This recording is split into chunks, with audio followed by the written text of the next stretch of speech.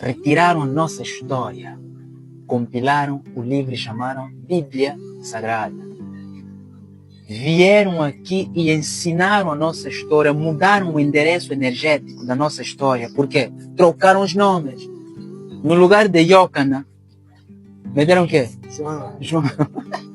No lugar de Mateia, meteram o quê? Mateus. No lugar de Masa, meteram o quê? Ababana, meteram o quê? Abraão. Outro exemplo. No lugar de Tissola, meteram o quê?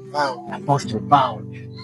No lugar de Isaia Congo, Masaia, meteram o quê? Jesus Cristo. Oh! Então, é nossa história. E mais uma pergunta. Qual é o livro que nós lemos no passado?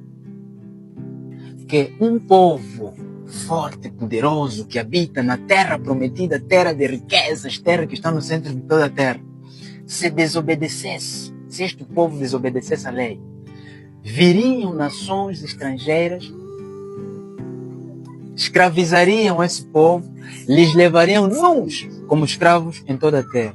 Lemos isso onde? Na Bíblia. Agora, qual é esse povo que sofreu essa escravatura? Romanos?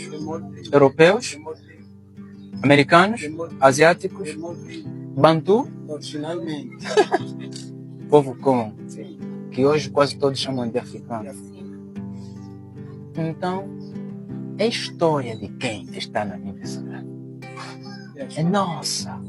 Que agora, com o retorno do rei Tadembu, isso que eu estou dizendo isso, a nossa verdadeira história está sendo ensinada no nosso livro. Qual é o nosso livro? Madielo. Congo voltou no mapa.